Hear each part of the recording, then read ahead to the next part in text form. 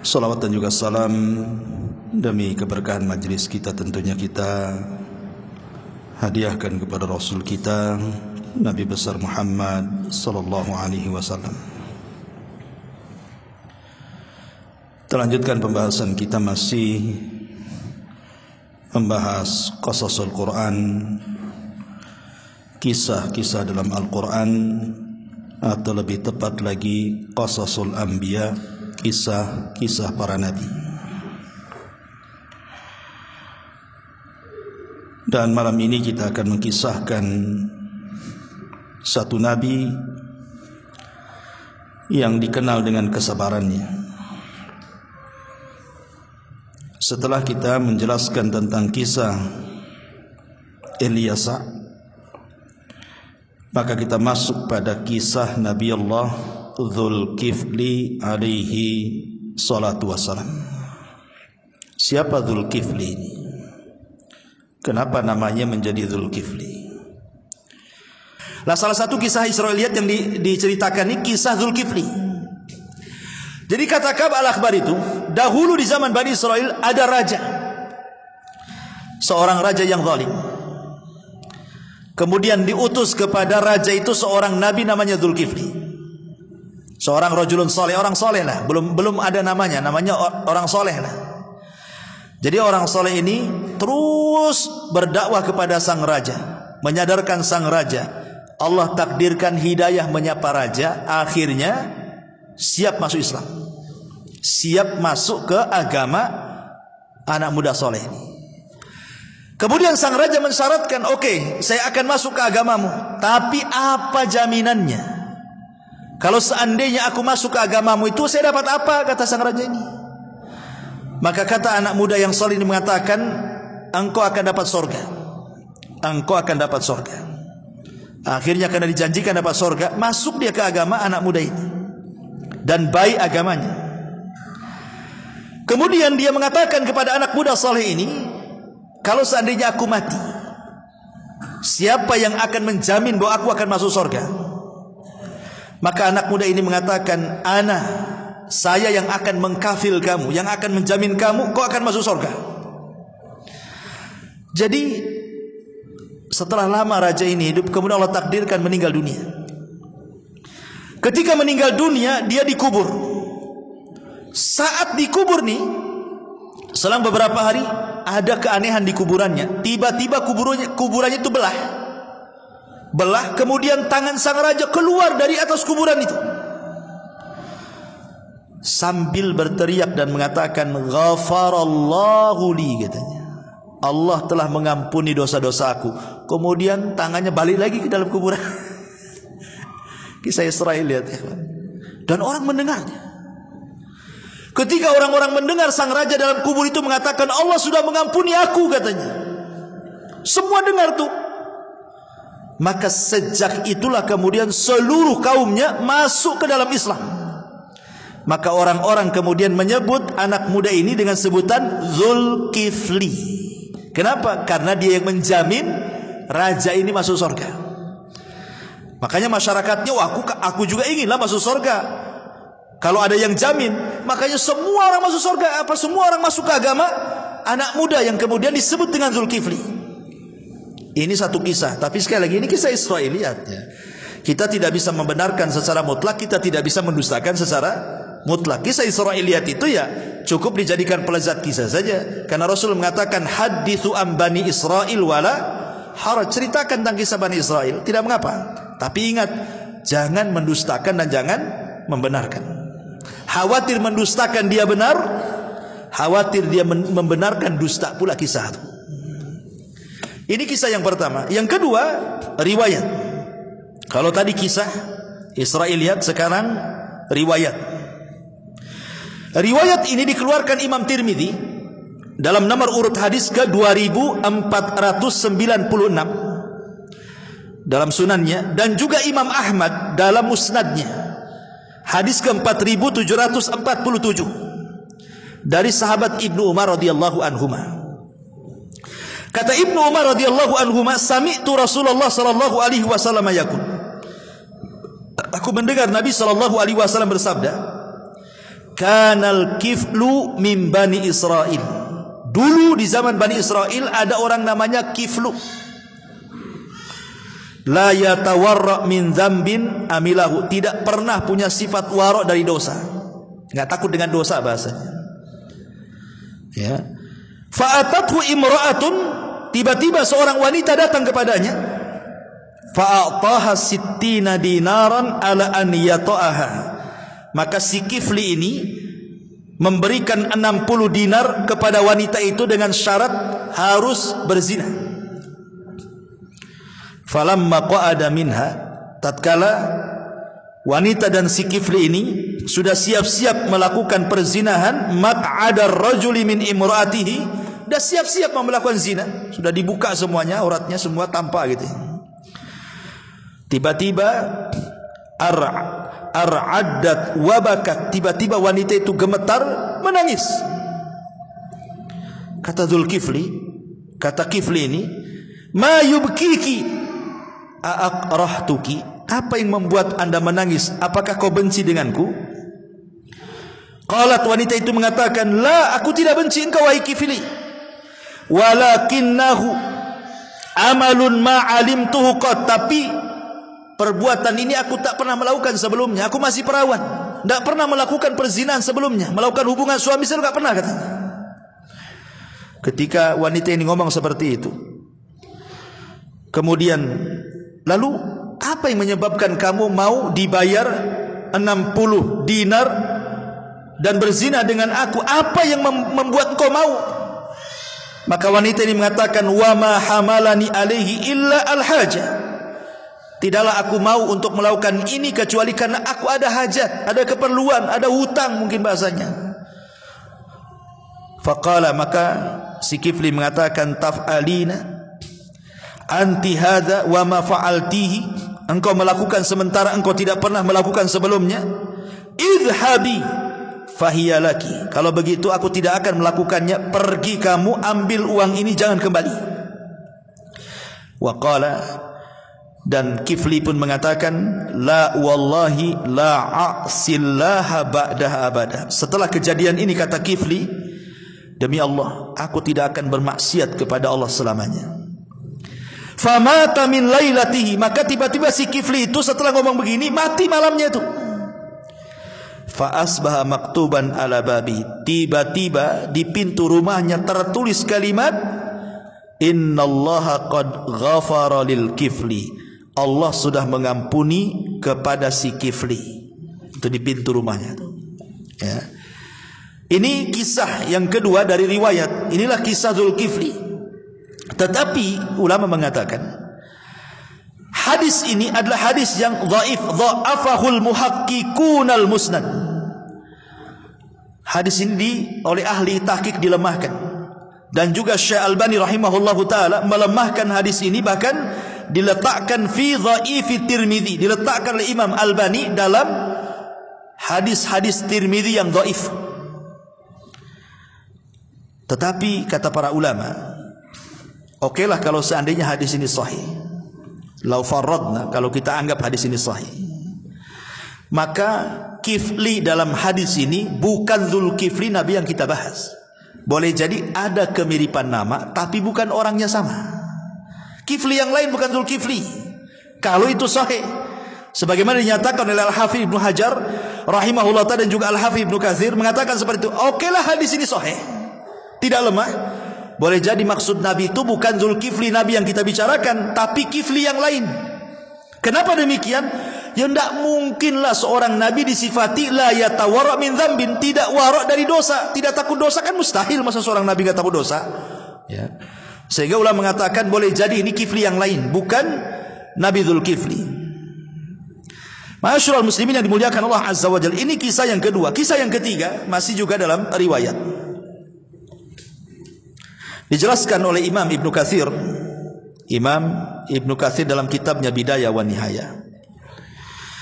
Anna nabiyan min anbiya'i Bani Israel. Jadi dulu ada seorang nabi dari nabi-nabi Bani Israel. Ada yang mengatakan Ilyas, wallahu a'lam. Riwayatnya seorang nabi dari nabi Bani Israel. Atahullahul mulka. Allah berikan nabi ini kekuasaan. Jadi seorang nabi plus juga seorang penguasa. Tsumma auhallahu ilaihi, kemudian Allah wahyukan kepadanya bahwa dia akan dicabut nyawanya. Saya nggak perlu baca teksnya panjang, saya ceritakan saja. Jadi Nabi ini seorang raja plus seorang raja, diwahyukan kepadanya bahwa ajalnya sudah dekat. Ajalnya sudah dekat. Dan begitu seorang nabi kan, seperti Rasul aja kan diberitahu kematiannya kan. Apakah mau tetap tinggal di dunia ataukah mau menyusul teman-temannya di Rafiqil A'la.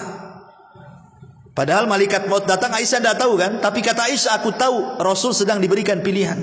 Dan aku tahu Rasul memilih ila Rafiqil A'la. Artinya setiap para nabi diberitahu kematiannya. Hanya para nabi saja, kalau antum tidaklah. Jadi lah nabi ini dilebihkan oleh Allah, tidak pernah meninggalkan sholat malam, tidak pernah meninggalkan puasa sunnah, dan tidak pernah marah kalau dia menghukum menjadi qadhi. Kalau berhukum melayan orang nggak pernah marah, nggak pernah marah.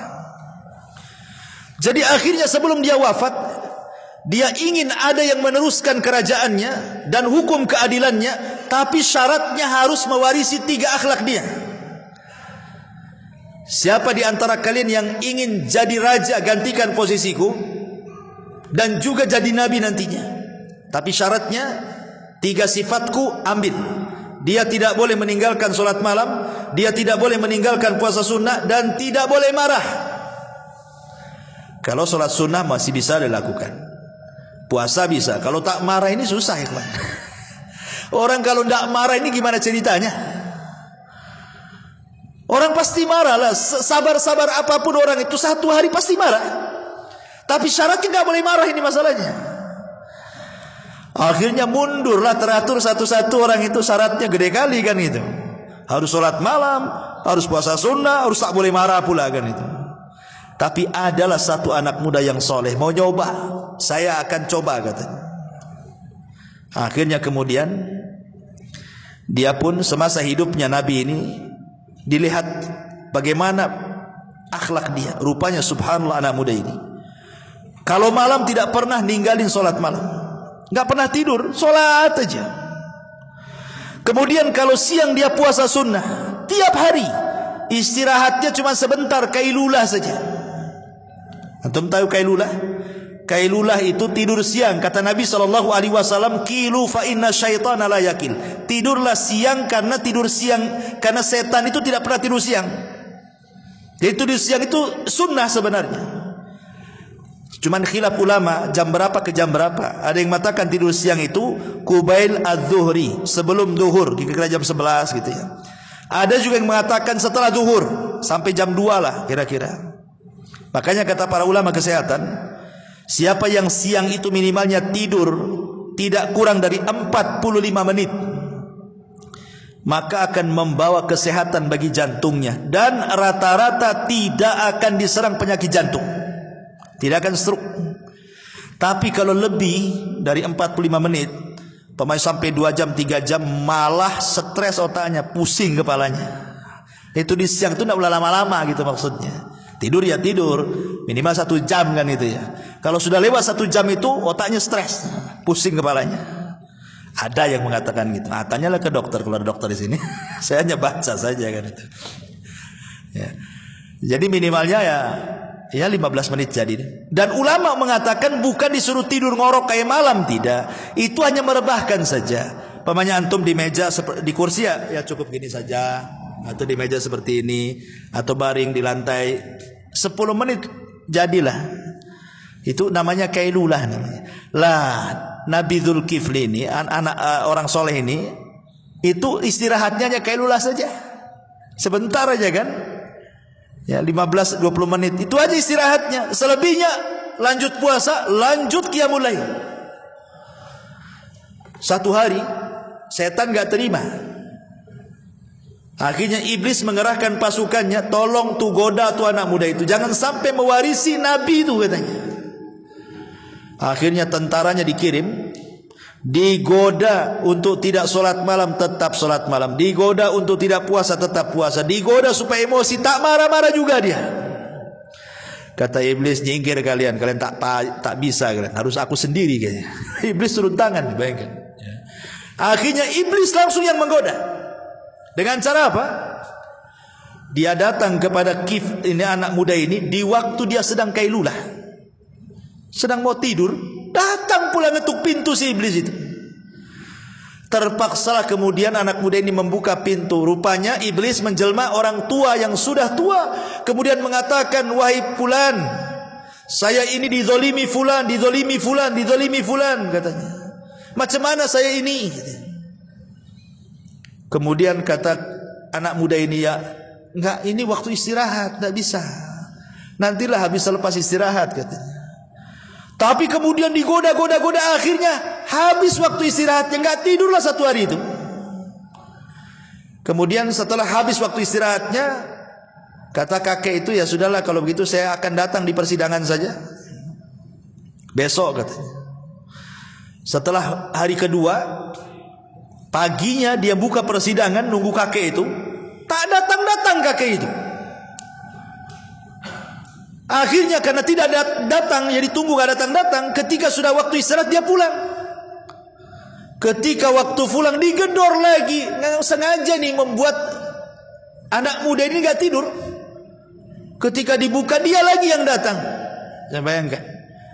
Akhirnya alasan ini itu habis jam istirahatnya. 2 hari tak tidur. Saya bayangkan. 2 hari tak tidur. Kalau gak diganggu apa gak emosi antum tuh. Jangankan 2 hari antum tak tidur. 1 hari malam begadang, pagi tidur, dibangunkan istri aja antum repet-repet kan itu. Kan itu ya. Kita ini mudah marah. Akhirnya hari ketiga cerdas nih anak muda ini. Dia bilang sama keluarganya, ketika jam istirahat kailula itu tolong kunci dari dalam, katanya. Takut dia datang lagi. Rupanya betul lagi mau istirahat, digedor pula pintu itu. Ketika ditengok bukan dari luar, digedor dari dalam. Lah, kapan masuknya? Padahal dikunci itu kan. Oh ini setan ini, katanya kan. Orang gedor itu dari luar, ini orang yang di dalam gedor pintu. Jadi dari situlah anak muda paham, ini bukan orang ini setan. Kamu ini iblis, katanya kan. Maka iblis ngaku, ya saya iblis, katanya. Jadi anak muda ini mengatakan, kenapa kau ganggu terus? Saya sudah 3 hari kau gak istirahat, katanya. Kata iblis ini, aku ingin menggoda kamu supaya engkau menjadi lemah dan kau tidak bisa sholat malam. Kalau sudah lemah kan, tidak tidur kan, tidak sholat malam. So hilang kekuatanmu supaya engkau tidak puasa lagi. Nak kuat kau puasa karena kurang istirahat. Dan supaya engkau emosi. Tapi kau gak emosi-emosi ya kamu nih, katanya. Habis itu iblisnya nyerah, udahlah, gak bisa lagi goda kamu. Pergi dia.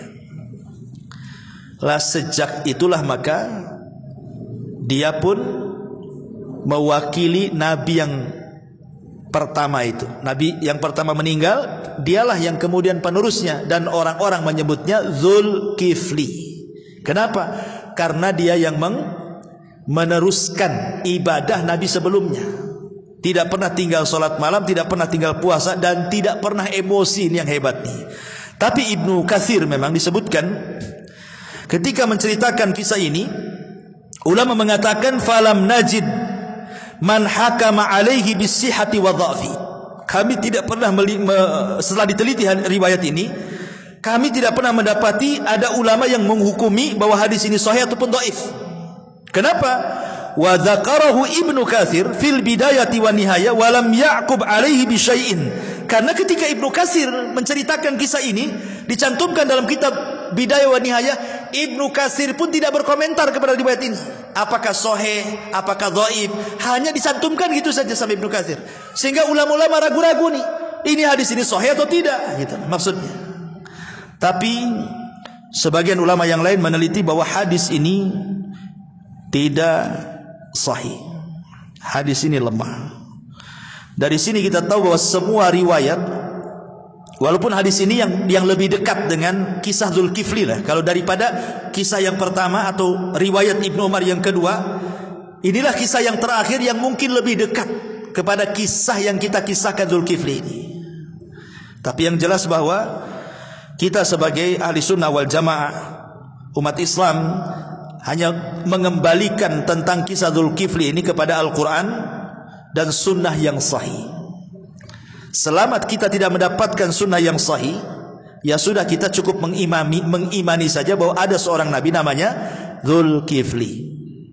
Adapun kematiannya, ada yang mengatakan dia dikubur di Darfur di Iran, ya, artinya diutus kepada orang Iran. Ada yang mengatakan dia dikubur di Damaskus, artinya di Syam, karena kalau memang dia turunan Ayyub berarti memang diutus di Syam, Damaskus. Ada yang mengatakan di Irak, dan ada yang mengatakan di Palestina. Wallahu alam, tidak ada satu nabi yang jelas kuburannya kecuali nabi kita. Tidak ada satu nabi sejak Adam sampai yang terakhir Isa alaihissalam itu diperselisihkan kuburannya di mana. Kecuali nabi kita Muhammad sallallahu alaihi wasallam jelas kuburnya. Tidak ada khilaf bahwa Rasul dikubur di rumah Aisyah. Ya. Wallahu alam bisawab. Inilah diantara kisah Nabi Allah Dzulkifli. Mudah-mudahan ada manfaatnya. Subhanaka bihamdika asyhadu an la ilaha illa anta astaghfiruka wa atubu ilaik. Allahu ta'ala alam. Assalamualaikum warahmatullahi wabarakatuh.